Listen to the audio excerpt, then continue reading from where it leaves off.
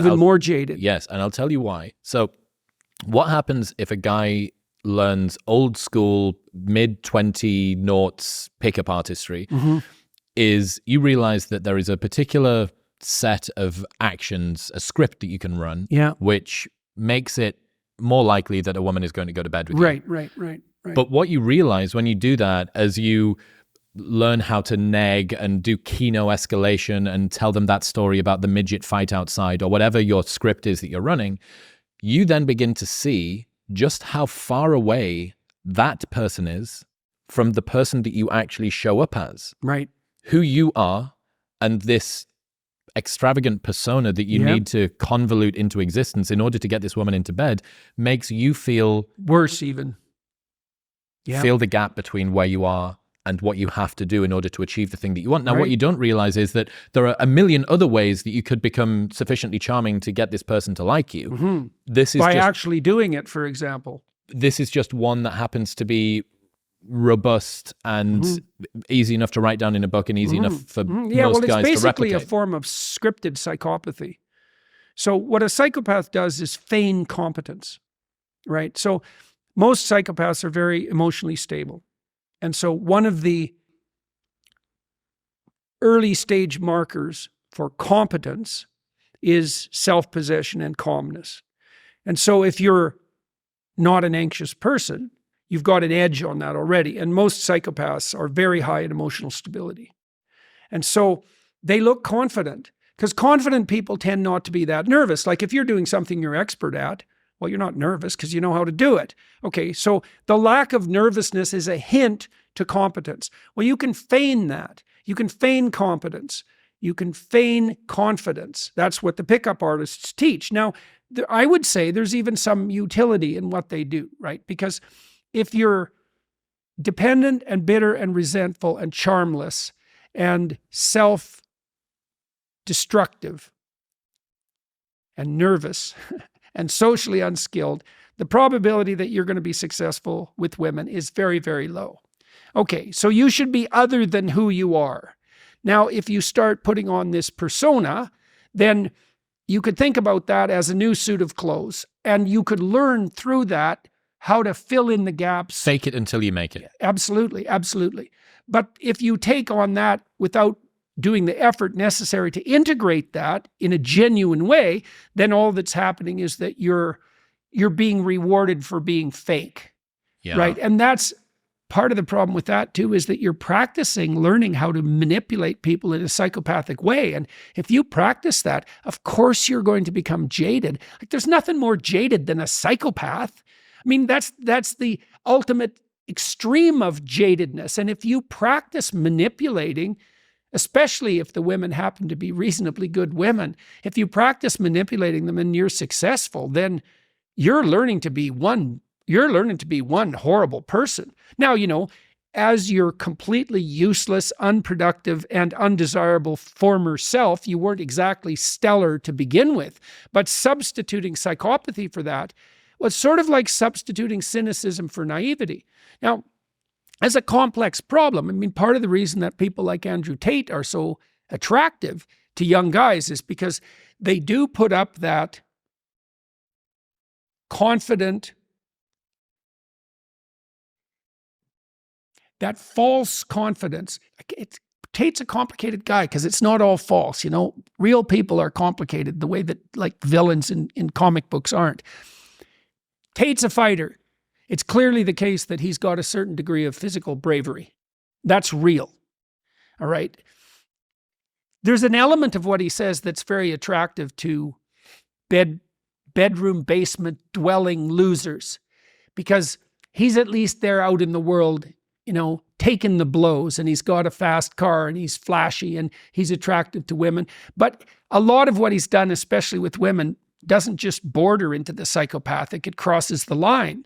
And that's not a good model. It's not an optimal model for people who are trying to progress. But it's a strange thing because just as cynicism is an improvement over naivety, right, the capacity to be dark is an improvement over the lack of ability to be dark at all.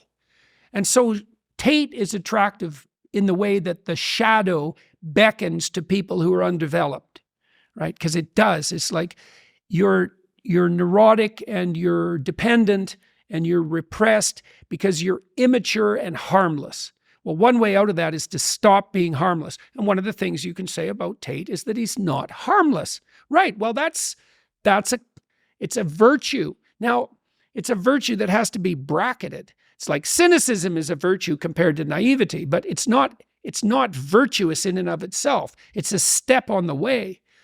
And so maybe you can learn how to feign confidence and you can learn how that works, and maybe that's an improvement. I had a guy in my clinical practice who got involved with the pickup artist community, and he taught me a lot about it. And one of the exercises that their initiates had to do was to go out and ask 50 women for their phone number in one day. And that's a great exercise, and I'm not exposure therapy, approach anxiety. Absolutely. Getting over your fear of rejection, right? Yeah. And 50 times will do that, because you're going to get rejected the vast majority of 50 times. But, likely 50 times. Although generally that wasn't people's experience. You know, if they were even vaguely skilled, they'd at least get a false phone number out of the deal.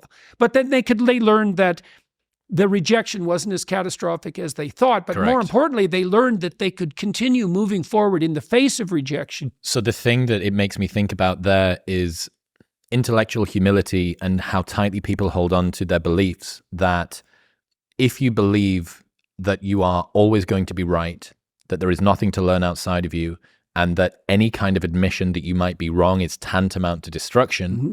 It does exactly the same mm-hmm. thing. You need to, and it goes back to asking stupid questions, mm-hmm. being prepared to ask the stupid mm-hmm. questions and look not like the most informed person in the room, but also importantly, nowhere near the most stupid person in the room, because you're the one that's asking the question. Well, the stupidest person in the room is the person who doesn't know and won't ask. Or even worse, who doesn't know and won't ask and acts like they know. Yeah. That's not good at all. Yeah. There's from your... See, that's part of that idea that you should love your enemy. So you might say, well, why should you do that? Well, your enemy is going to be your harshest critic. Now, it's possible that if you have a very good enemy, that he will show you flaws in your character that you didn't know were there. And so it's a very strange way of looking at the world, to think that you should welcome an attack. But this is right. I'm saying that with all due caution, let's say. The more vicious the attack, the more of your potential hidden flaws might be revealed. Have you found that to be true? Oh, definitely. But I've also found that the attacks force you to contend with it, to see if it's there, right? To test it. I suppose the attacks that have come after me that have been most successful, they're almost always journalists. And they're usually British female journalists, but not always. We produce a nation of hard-hitting journalists. Yeah, well, and faith in journalists is the lowest in the UK and anywhere in the Western world. And I can see why, but there's some advantage. There's some real advantage to facing someone. It's a Pharisee problem. In the Gospels, Christ was always contending with these Pharisees. And what the Pharisees were always trying to do was to lay a verbal trap for him. So is a Pharisee a person? Pharisee was a Jewish sect. Okay. And the Pharisees were very legalistic in their interpretation of Mosaic law. And so they were hypocritical, the way they're portrayed in the Gospels. And they're hypocritical by the book moralists. And most of their morality was for show. They liked to pray in public. They liked to be seen being holy. At least that's the criticisms that are levied against them. And what they're always trying to do in the gospel accounts is to lay a verbal trap for Christ so that they can expose him as a heretic and kill him, right? So every single thing they say is a snare of some sort. And there's lots of journalists like that. Nellie Bowles, who wrote an article about me for the New York Times, which was a very devastating article in many ways and very serpentine and subtle. 3 years later, she wrote another article about what it was like to work for the New York Times when she was working there and the tricks that the journalists played, including her. And she said that the game was to devastate someone else's reputation in the attempt to boost yours, right? So you could think about it as a game of comparative moral standing.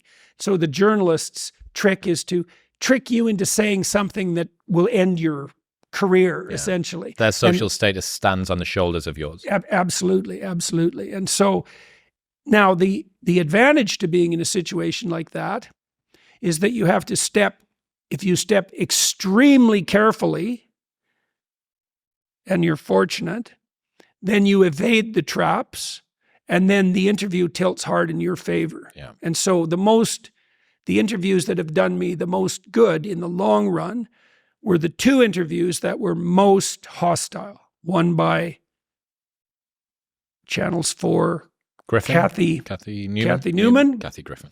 And Kathy at least had a sense of humor. Another one by Helen Lewis, who had no sense of humor at all and doesn't seem to have learned anything at all in the interim. But I think that one has 80 million views now, twice as many as the Kathy Newman interview. Like, it just keeps racking up views. And it was because Helen Lewis, she has like 50 tricks or 100 tricks. Kathy had like 4, and they were pretty blunt. And she had a sense of humor about them.